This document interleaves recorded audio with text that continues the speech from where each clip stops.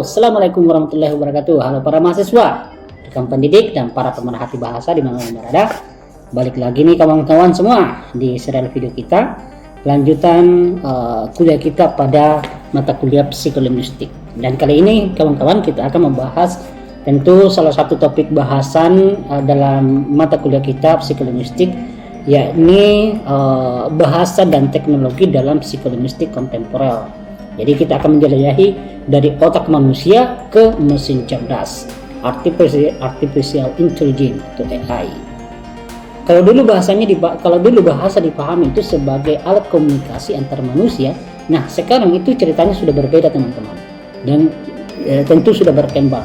Di era digital seperti yang kita rasakan saat ini, bahasa itu bukan cuma dipakai oleh manusia, tetapi juga diproses, dipahami, bahkan diproduksi oleh mesin komputer, ya, mulai dari chatbot, asisten virtual, sampai aplikasi penerjemahan otomatis. Semua ini adalah hasil pertemuan antara bahasa dan teknologi tentunya. Ini yang menarik karena menjadi salah satu bagian dalam psikolinguistik yang tentu harapan kita menambah wawasan kita dalam kajian mata kuliah kita ini. Dalam kajian psikolinguistik kontemporer, hubungan antara bahasa dan teknologi itu menjadi semakin penting teman-teman. Kenapa demikian? Karena teknologi modern banyak yang terinspirasi dari cara kerja otak manusia dalam memproses bahasa. Jadi di sini teman-teman kita akan mengajak teman-teman semua untuk memahami bagaimana sebenarnya bahasa itu dan teknologi itu saling terhubung, saling terhubung, serta implikasinya dalam pendidikan, dalam kehidupan sosial. Bagaimana sih implikasinya dalam kehidupan sehari-hari? Nah, poin pertama yang perlu kita pahami bersama teman-teman adalah apa itu bahasa dan teknologi dalam perspektif psikolinguistik. Apa itu bahasa dan teknologi dalam perspektif psikolinguistik? Jadi dalam konteks psikolinguistik, bahasa itu dipahami sebagai proses kognitif yang melibatkan persepsi, memori, dan produksi. Sementara itu teknologi bahasa itu sendiri atau language technology adalah sistem yang dirancang untuk meniru dan mendukung kemampuan bahasa manusia. Ya, tentu manusia sendiri yang merancang teknologinya ini. Nah, bagaimana sehingga mesin teknologi ini bisa juga berbahasa, memproduksi, memahami layaknya manusia memahami bahasa. Jadi kita lihat pandangan dari Jurowski dan Murtin pada tahun 2020, teknologi bahasa itu mencakup berbagai sistem yang memungkinkan komputer untuk memahami, menghasilkan, dan berinteraksi menggunakan bahasa manusia. Itu ya poin pertama yang mesti kita paham bersama. Lalu bagaimana teknologi meniru cara otak manusia memproses bahasa? Salah satu hal yang menarik adalah bagaimana teknologi mencoba meniru proses bahasa dalam otak manusia. Ini yang menjadi satu hal yang perlu menjadi perhatian kita. Yang pertama, proses input. Ada proses input seperti manusia mendengarkan atau membaca. Jadi ada proses input. Layaknya kan manusia memproduksi bahasa karena ada proses inputnya. Ada input melalui membaca ataupun mendengarkan. Komputer juga menerima input, tapi bisa berupa teks ataupun suara. Teknologi seperti speech recognition mengubah suara menjadi teks, seperti yang sering kita gunakan juga. Yang kedua, pemahaman bahasa. Setelah menerima input, sistem atau mesin ini juga mencoba memahami makna apa yang tersampaikan dari interaksi input yang masuk ke dalam mesin itu. Yang ini tentunya melibatkan analisis struktur kalimat, identifikasi kata kunci, dan pemahaman konteks. Mirip dengan proses semantik dalam otak manusia. Jadi semirip mungkin bagaimana manusia memahami bahasa, demikian juga teknologi yang dibuat oleh manusia itu sendiri. Yang ketiga, produksi bahasa. Komputer kemudian menghasilkan respon. Apa yang dihasilkan? Ya seperti jawaban chatbot. Kita bertanya, jadi ada jawaban yang muncul.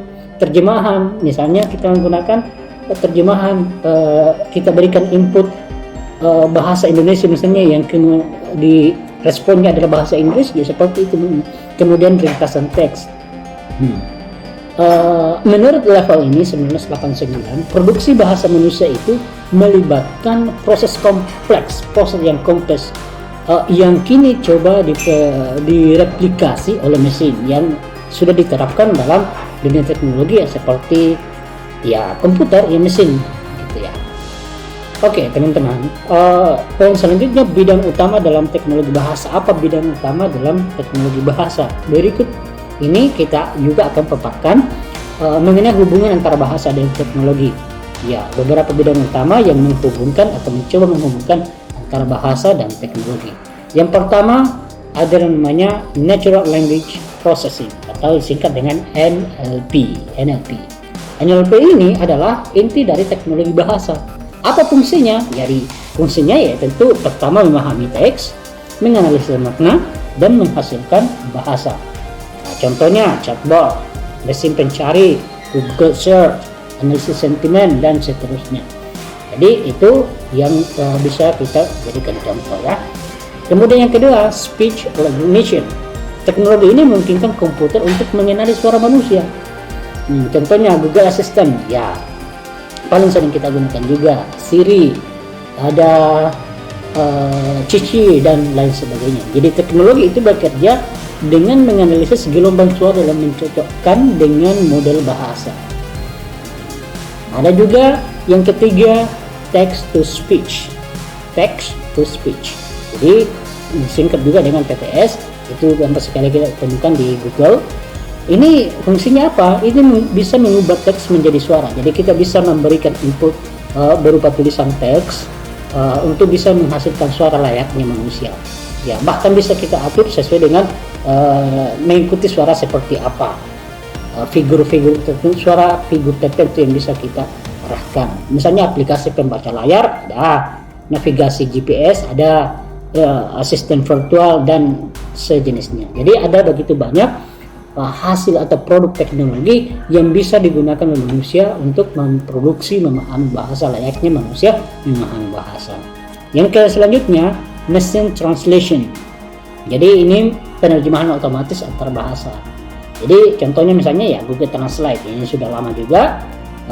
Jadi menurut Cohen ini penerjemah mesin berkembang dari berbasis aturan ke berbasis statistik dan kini berbasis neural network ya gitu. Oke gitu. Kemudian ada chatbot dan AI conversational. Jadi chatbot modern itu menggunakan kecerdasan buatan atau AI untuk berinteraksi dengan manusia. Fitur-fitur yang di dalamnya seperti ya memahami pertanyaan. Jadi dia bisa memahami pertanyaan yang kita ajukan, yang kita input, pertanyaan apa yang diberikan. Kemudian dia memberikan jawaban, belajar dari interaksi. Ya, itu salah satu produk-produk yang merupakan hasil teknologi yang bisa memahami, memproduksi bahasa. Lalu teman-teman sekalian, apa peran psikolinguistik dalam hal pengembangan teknologi bahasa? Lalu apa sih perannya psikolinguistik ini, teman-teman? Jadi psikolinguistik ini tentu memberikan beberapa dasar atau memberikan dasar penting dalam pengembangan teknologi bahasa seperti model pemrosesan bahasa. Ini pengetahuan tentang bagaimana manusia memproses bahasa digunakan untuk merancang algoritma. Jadi itu salah satu perannya. Saya memberikan ada rumus yang bisa diikuti untuk bisa merancang algoritma sehingga bisa meniru layaknya manusia memproduksi bahasa. Kemudian ada representasi makna. Psikolinguistik membantu memahami bagaimana makna disimpan dan diakses. Jadi dia juga bisa meniru itu pola-polanya, bagaimana makna, representasi makna yang dikantung dalam bahasa itu sendiri. Kemudian ambiguitas bahasa. Bahasa sering ambigu dan psikolinguistik membantu mengatasi masalah ini. Jadi sebenarnya itu beberapa poin yang menjadi implikasinya peran psikolinguistik dalam hal pengembangan teknologi bahasa. Implikasi bahasa dan teknologi dalam pendidikan, kita juga perlu melihat ini satu hal yang perlu kita paham bersama. Lalu implikasi bahasa dan teknologi dalam pendidikan, apa implikasinya? Teknologi bahasa ini teman-teman itu membawa perubahan besar dalam dunia pendidikan. Ya tentunya ada begitu banyak perubahan besar yang ada dalam dunia pendidikan. Yang pertama, pembelajaran bahasa berbasis aplikasi. Jadi pembelajaran bahasa berbasis aplikasi seperti Duolingo, Grammarly. Ini menggunakan prinsip sekalinistik ya teman-teman. Pengulangan, ada umpan balik, instan, dan pembelajaran adaptif. Poin yang selanjutnya adalah analisis pembelajaran. Jadi personalisasi pembelajaran. AI atau kecerdasan buatan ini memungkinkan materi itu disesuaikan dengan level siswa. Jadi bisa menyesuaikan. Ada personalisasi pembelajaran yang bisa memungkinkan materi ini bisa disesuaikan dengan level siswa, baik level umurnya maupun level kemampuannya. Dengan gaya belajar, kecepatan belajar. Kemudian akses global, belajar bahasa dari mana saja, akses ke materi internasional, jadi bisa materi yang disampaikan itu secara global, jadi bisa saja siapa saja bisa mengakses materi yang tersedia. Yang poin selanjutnya adalah dukungan bagi siswa dengan kebutuhan khusus. Ada juga dukungan bagi siswa yang mengalami kebutuhan khusus. Ya, jadi teknologi ini membantu misalnya disleksia. Jadi bisa text to speech, menggunakan text to speech, gangguan bicara, speech tools, jadi bisa menggunakan speech tools. Jadi teknologi multimedia itu meningkatkan aktivitas pembelajaran. Lalu poin selanjutnya yang perlu kita pahami bersama teman-teman, dampak sosialnya, dampak sosial bahasa dan teknologi. Bagaimana dampak sosial bahasa ini dan teknologi? Hubungan bahasa dan teknologi itu juga berdampak pada masyarakat. Ya tentunya ada dampaknya ya. Apa dampak-dampaknya? Sebenarnya beberapa. Yang pertama itu perubahan gaya bahasa. Ada perubahan gaya bahasa yang memengaruhi media sosial, mengaruhi seperti singkatan, emoji, bahasa informal, itu mengaruhi gaya bahasa yang digunakan. Jadi itu salah satu dampak sosialnya. Kemudian globalisasi bahasa, jadi bahasa Inggris itu semakin dominan. Jadi bahasa Inggris semakin dominan, tetapi teknologi juga membantu pelestarian bahasa lokal. Jadi bisa juga membantu melestarikan bahasa lokal. Kemudian ada etika dan privasi. Penggunaan teknologi bahasa itu menimbulkan isu privasi data, bias algoritma, penyalahgunaan AI. Ya, tentu ada banyak dampak-dampak juga ya. Kemudian apa yang menjadi tantangan dalam teknologi bahasa? Jadi tentu ada tantangan juga. Apa tantangannya? Meskipun berkembang pesat teman-teman, teknologi tantangannya dalam teknologi bahasa itu ada beberapa juga yang bisa menjadi tantangan kita dalam hal penggunaan bahasa. Yang pertama, ambiguitas bahasa. Bahasa bisa sering memiliki makna yang banyak, makna yang ganda. Konteks sosial, bisa masih sulit memahami konteks budaya dan sosial. Variasi bahasa, jadi ini dialek, slang, dan bahasa daerah itu sulit diproses ya, masih tentu masih juga dalam proses perkembangan ya, sehingga betul-betul sama dengan bagaimana bahasa memahami manusia, baik dari konteksnya, budayanya, dan layaknya manusia memahami bahasa. Kemudian bias dalam data, AI bisa menghasilkan bias jika data dilatih tidak seimbang. Jadi tergantung input yang diberikan juga mesin pemroses bahasa itu. Jadi kalau input yang diberikan salah-salah ya tentu bisa juga input feedback yang diberikan juga salah-salah. Jadi bisa bias dalam data. Jadi model bahasa itu model bahasa besar itu perlu dikembangkan dengan perhatian terhadap etika dan bias. Jadi itu juga ya.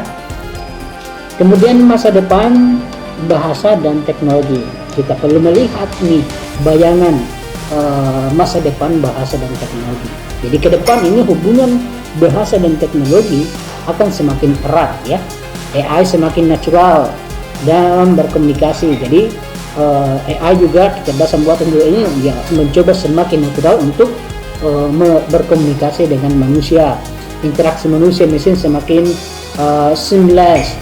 Teknologi akan lebih memahami konteks dan emosi. Jadi seiring dengan perkembangan juga mesin-mesin teknologi produk bahasa ini juga bisa dilatih untuk bisa menghasilkan bahasa-bahasa yang natural. Bahkan teknologi seperti brain computer interface memungkinkan komunikasi langsung dari otak ke mesin. Jadi teman-teman, dari seri video kita ini apa yang bisa kita simpulkan? Hal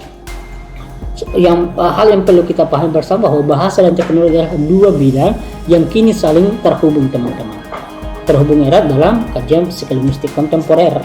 Nah, teknologi itu hanya menggunakan bahasa sebagai alat. Jadi itu hanya digunakan sebagai alat, tetapi mencoba memahami dan menirunya berdasarkan cara kerja otak manusia. Jadi teknologi itu hanya alat bagaimana dia bisa meniru cara manusia memproses, memproduksi bahasa itu sendiri.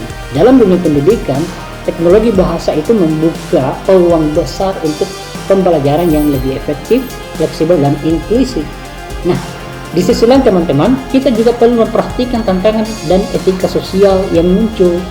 Nah, jadi ada tantangan dan sosial yang muncul juga yang menjadi perlu perhatian kita bersama. Dengan memahami hubungan antara bahasa dan teknologi teman-teman sekalian, kita tidak hanya menjadi pengguna AI, menjadi pengguna kecerdasan buatan produk teknologi manusia, tetapi juga mampu memanfaatkan secara bijak dalam pembelajaran dalam kehidupan sehari. Ya teman-teman, semoga serial video singkat ini dapat menambah wawasan kita, memperluas wawasan kita khususnya dalam kajian psikolinguistik. Ya teman-teman, sampai jumpa di serial video berikutnya. Assalamualaikum warahmatullahi wabarakatuh.